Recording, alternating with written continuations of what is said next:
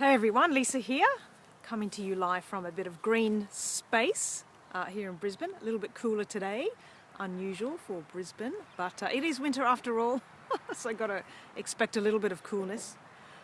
Let's chat today about bringing a new level of intensity into what you really desire for your life. Do you know, over the past few years since I've been doing this work, I've noticed one very common thing that just keeps coming through over and over. And that is that there is a very strong level of intensity that people bring about all the things that are not working in their lives. And I do not see the same level of intensity being drawn into what you actually desire for your life and what you're doing to shift and change and grow and expand. Okay, there's some stuck point. So, you know, there can be many things going on here. And maybe sit down for this first thing I'm going to say, okay? There can be some kind of addiction to staying stuck in the being not well, in the being sick. Because there can be so many reasons why you're getting some kind of payoff for continuing to stay there. And I know that can be really hard to hear. And I think I was in some way doing this as well, because I got a different level of attention and care, not from everyone in my life, but from a few close to me, a different level of care and attention in a way that I didn't ordinarily get when I was strong and healthy. So it's something to think about. You know, is there some kind of payoff that you are getting for remaining unwell? Okay, so just something to consider. Now, if you are ready to shift out of this, there's something that you must do, okay? You must start reducing the amount of time you spend telling the story of what's going on right now. Okay, and I'm not saying that to stop you from feeling. It's quite the opposite. I want you to feel your emotions and to feel what you feel. That is so important.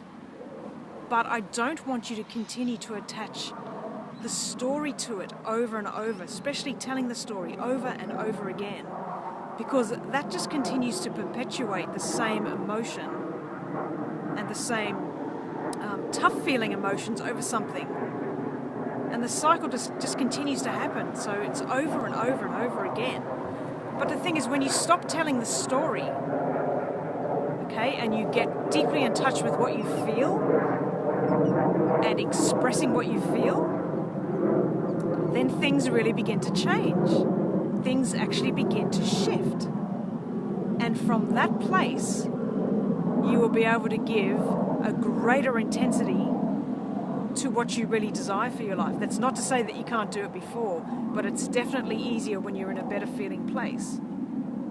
Okay, so it brings me to this point of putting a level of intensity into what you really desire. Okay, so if you're feeling really unwell, let's say you're going through a bunch of really, really tough symptoms, okay? This is a time to really ramp up the amount of time you spend in a deep relaxation process. And I mean, ramp this up, you know? I'd spend like 3 times a day sitting down, lying down, breathing, getting in touch with what you feel, things that deeply, deeply relax and calm you. It's one of the most common things I see with people dealing with stress and adrenal fatigue related symptoms. They're not getting the level of deep relaxation that they really, really need for their body to recover. Okay, so this is one example of bringing a whole new level of intensity into what you really need and what you really desire, okay? If you desire to get better, then you've got to take steps each day that show to the universe, hey, I'm really serious about this, really serious. And I am taking really quite extreme steps to bring myself back to balance. Okay, when your body's functioning really well, when you're in a balanced state, you won't need that deep, deep, deep relaxation quite as much. You still need it to get a healthy balance. But you almost need to go imbalanced here because the stress side of things is amped up too high. So you need to amp up the relaxation and the relaxation response in order to bring a greater balance to this. Okay? Really important stuff.